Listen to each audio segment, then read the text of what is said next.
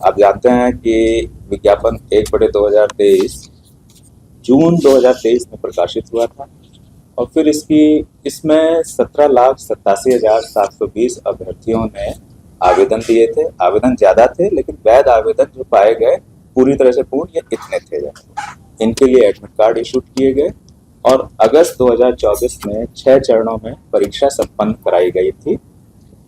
इस परीक्षा में टोटल अभ्यर्थियों ने भाग लिया 11,95,101 और इसमें से 511 अभ्यर्थी इन कारणों से इनके कैंडिडेचर निरस्त हुए कि या तो वे कदाचार या में जो है लिप्त पाए गए या फिर उन्होंने जो है अपने OMR और कुछ आंसर शीट और प्रश्न पुस्तिका आदि के जो है गलत नंबर भरे, चाहे जानबूझ करके या फिर जो है किसी और कारण से।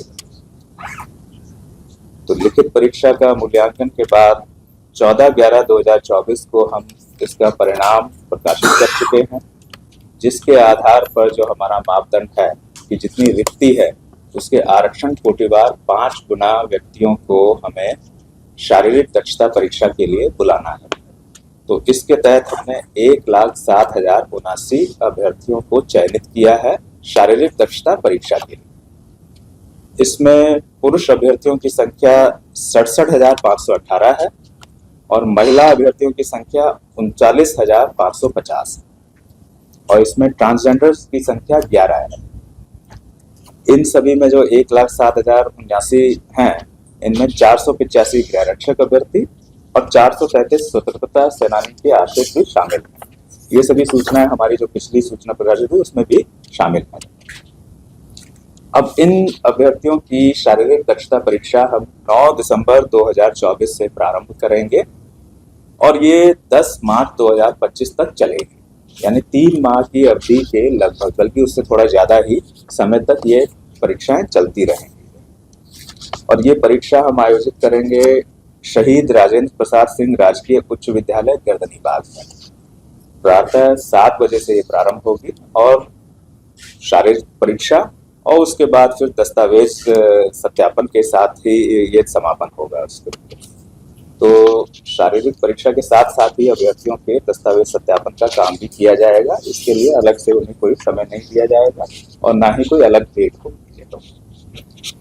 पैट के कार्यक्रम की सूचना हमारी वेबसाइट पर प्रकाशित की गई है और जिसे अभी आज के दोपहर के 12 बजे से अभ्यर्थी अपने एडमिट कार्ड डाउनलोड करना प्रारंभ कर सकते हैं। यानी आज 21/11/2024 के 12 बजे मध्याह्न से उसको जो है कर सकते हैं। ये परीक्षा वरीय पुलिस पदाधिकारियों के पर्यवेक्षण में परिषद के द्वारा संपन्न की जाएगी और इसके लिए पुलिस मुख्यालय द्वारा आवश्यक संख्या में वरीय पदाधिकारियों, पुरुष एवं महिला सभी मिला करके हमारे लिए डेप्यूट किए जाएंगे। उससे काम सिर्फ NCL सर्टिफिकेट से काम उनका जो है चल जाएगा। इसी तरह की और भी कई चीजें जो है विवाहित महिलाओं के बारे में वगैरह में वो सब उसमें जो है हमने सूचनाएं विस्तार से दे दी हैं ताकि किसी प्रकार का कोई संशय ना रहे। स्वतंत्रता सेनानी के जो आश्रित हैं उनके बारे में जो है कि परिचय पत्र मात्र मान्य नहीं होगा, एक प्रमाण पत्र दिया जाता है जो क्या जिसका फॉर्मेट वगैरह सब प्रिस्क्राइब है, उसी के आधार पर वो प्रस्तुत करेंगे तभी उनका दावा माना जाएगा। ये कुछ चीजें हैं और ये ऐसा नहीं है कि मैंने जो है पूर्ण कर दी हैं, ये कुछ मेन मैंने बताई हैं, बाकी सभी जो है उसमें सूचना में अंकित हैं। तो सभी अभ्यर्थी उनको पढ़ लेंगे और एडमिट कार्ड में भी इनके बारे में हम संक्षेप में लिख दे रहे हैं ताकि उन्हें उस समय भी जो है साथ में उपलब्ध रहे, सामने रहे कि उन्हें क्या क्या करना है जाएगा। और ये तो सभी जानते हैं कि आरक्षण का दावा जो है सिर्फ बिहार राज्य के निवासियों के लिए ही है, तो किसी भी तरह का आरक्षण हो कोई सा भी।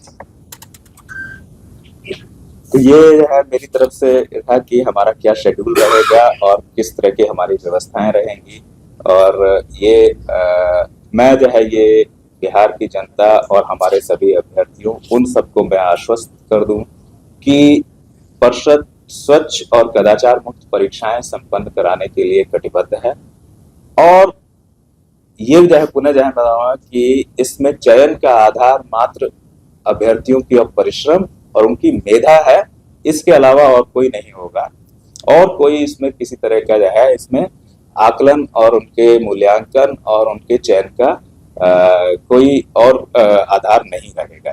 तो वे अभी से अपनी तैयारी करते रहें, पूरी मेहनत करें और इसमें लगे रहें।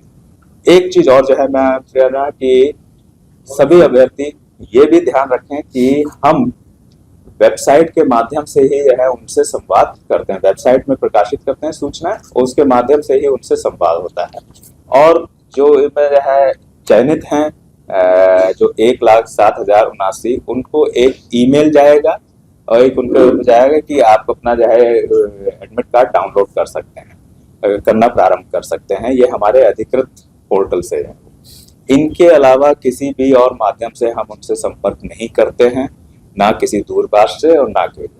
यदि कोई व्यक्ति कभी किसी अभ्यर्थी से या उनके परिजन से परिषद का प्रतिनिधि या परिषद के जानकार के रूप में जो है किसी माध्यम से संपर्क करता है, क्या प्रयास करता है, तो ये वे निश्चित रूप से मान करके चले ये उनको गुमराह करने का प्रयास है, उनसे अवैध पैसे आदि की वसूली करने का प्रयास हो सकता है। वे उनके झांसे में ना आए और इमीडिएटली इस बात की सूचना अपने नजदीकी थाना, साइबर थाना आदि को दें, जिससे की जो है कि ऐसे व्यक्ति और ऐसे व्यक्तियों पर भी कार्रवाई पर जो है उनकी निगरानी रखी जा सके और उनको जो है रोक लगाई जा सके।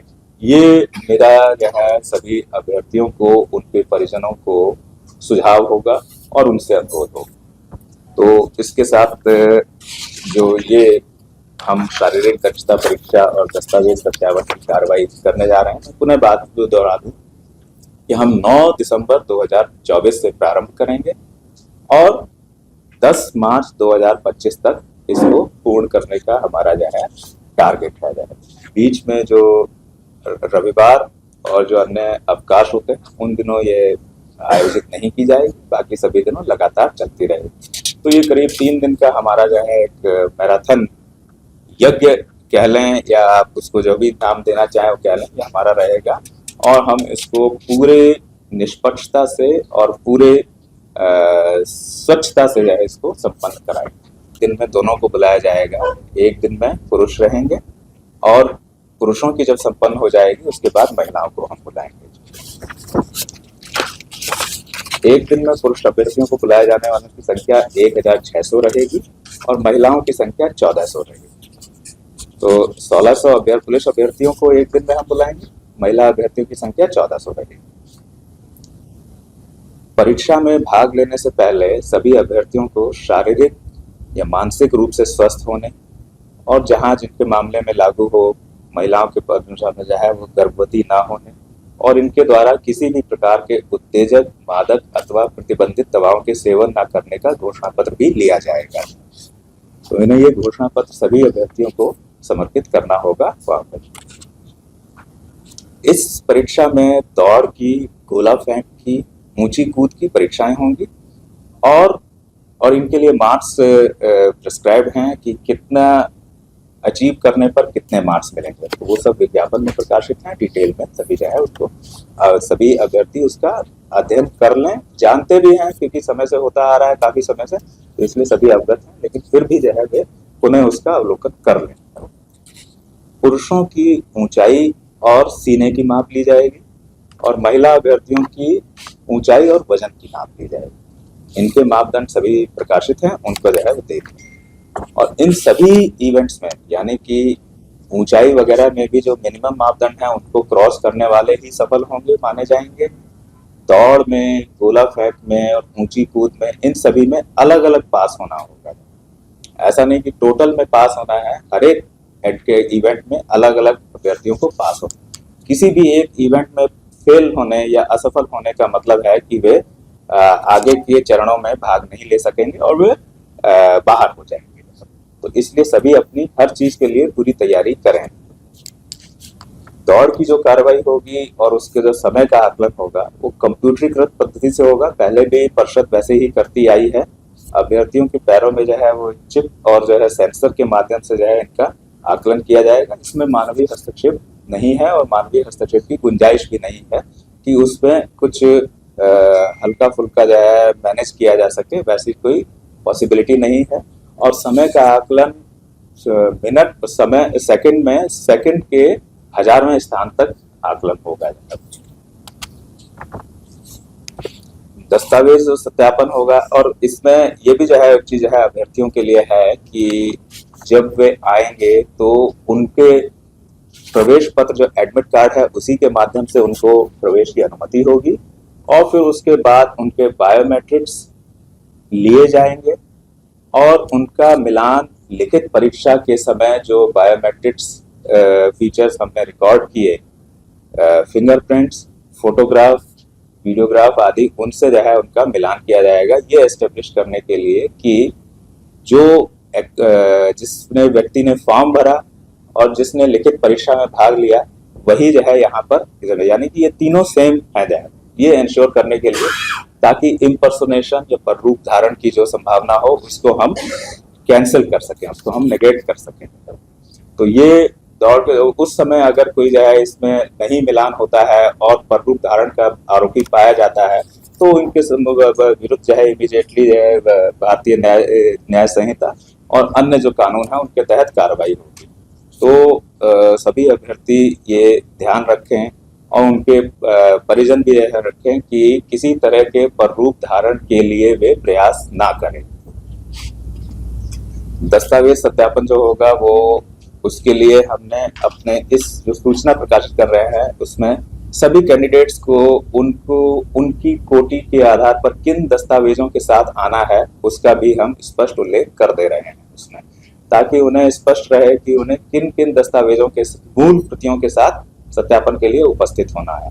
यहाँ पर मैं फिर से जो है वह दोहरा दूं कि इसके लिए किसी भी अभ्यर्थी को एक्स्ट्रा टाइम या एक्स्ट्रा डेट नहीं दी जाएगी और ना ही उनका अनुरोध माना जाएगा। उस दिन वे अपने प्रमाण पत्र सारे जो है लेकर के आए, जो वे समर्पित करेंगे और जो है उनका मिलान किया जाएगा उसके आधार पर ही परिषद उनके क्लेम के पुष्ट होने अथवा ना पुष्ट हो पाने के बारे में निर्णय लेगी। उनका अनुरोध बाद में समर्पित करने या समय विस्तार का मान्य नहीं होगा, उस समय के आधार पर ही उनका मान लिया जाएगा।